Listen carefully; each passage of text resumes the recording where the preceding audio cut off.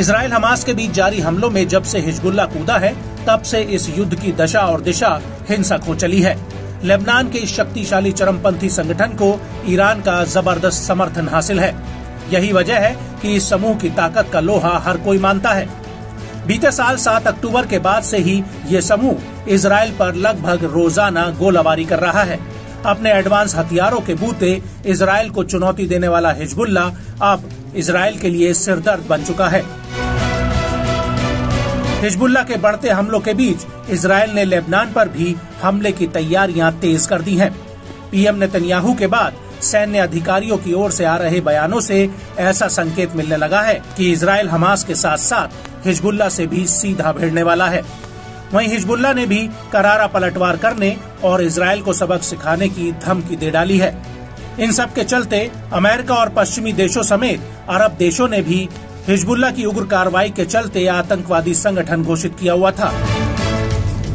हालांकि अब अरब देशों ने अपने पुराने फैसले में बदलाव करते हुए बड़ा फैसला लिया है। अरब लीग के सहायक महासचिव होसाम जकी ने खुलासा किया है कि अरब लीग ने अब हिजबुल्लाह को आतंकवादी संगठन की लिस्ट से हटा दिया है। अरब लीग के पिछले फैसलों में हिजबुल्लाह को एक आतंकवादी संगठन के रूप में लिस्टेड किया गया था, जिसके कारण हिजबुल्लाह समूह से सभी कम्युनिकेशन को खत्म कर दिया गया था। मगर अब लीग के सदस्य देश इस बात पर सहमत हुए हैं कि हिजबुल्लाह पर आतंकवादी संगठन का लेबल अब नहीं लगाया जाना चाहिए। हिजबुल्लाह की लेबनान के भविष्य में एक अहम भूमिका है। अरब लीग आतंकवादी सूची नहीं रखता है, सक्रिय रूप से इस तरह की संस्थाओं को नामित करने की कोशिश नहीं करता है। आपको बता दें कि बेरूत में अपनी यात्रा के दौरान जकी ने 1 दशक से ज्यादा समय के बाद अरब लीग और हिजबुल्लाह के बीच हुए पहले संपर्क में लेबनान के प्रतिरोधी गुट के वफादार के प्रमुख सांसद मोहम्मद राड से मुलाकात की। आपको यहाँ ये भी बता दें कि अरब लीग का गठन 22 मार्च 1945 को काहिरा में हुआ था। शुरुआत में 7 सदस्यों के साथ मिस्र, इराक, ट्रांसजॉर्डन, लेबनान, सऊदी अरब, सीरिया और उत्तरी यमन के साथ इसकी स्थापना हुई थी। वर्तमान में इस लीग में 22 सदस्य देश हैं। आपको बता दें कि अरब लीग ने मार्च 2016 में हिजबुल्लाह को आतंकवादी संगठन के रूप में लिस्टेड किया था।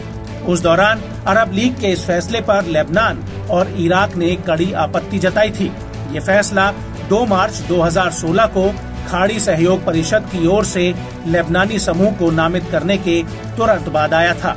और अब अरब लीग का ये फैसला ऐसे वक्त पर आया है जब ऐसी आशंका जताई जा रही है कि हिजबुल्लाह का इजराइल के साथ तनाव अपने चरम पर है। किसी भी वक्त दोनों में हिंसक युद्ध छिड़ सकता है। इजरायली नेताओं की ओर से आ रही लगातार धमकियों से इलाके का माहौल गर्मा गया है। दोनों पक्षों ने ही सीधे युद्ध की धमकियां दे डाली हैं। इजरायली रक्षा मंत्री योव गैलेंट ने कहा कि वो हिजबुल्लाह के साथ एक राजनयिक समझौते पर पहुंचना पसंद करते हैं। इजराइल का रक्षा प्रतिष्ठान लेबनान में संभावित हमले की तैयारी कर रहा है। हम हर चीज के लिए तैयार हैं। हम अपनी डिफेंसिव और एग्रेसिव दोनों ताकत के लिए तैयारी कर रहे हैं। ऐसे नाजुक मोड़ पर लीग का ये फैसला काफी हद तक हिजबुल्लाह को अप्रत्यक्ष रूप से समर्थन करने वाला माना जा रहा है। हिजबुल्लाह की बढ़ती सैन्य ताकत भी इसकी एक वजह मानी जा रही है। लेबनान पर जिस तरह से हिजबुल्लाह समूह का कब्जा बरकरार है, जिसका असर भी अरब देशों के इस फैसले पर साफ तौर से देखा जा सकता है।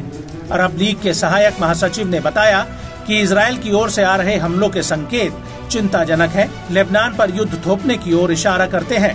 अरब लीग इसके खिलाफ है।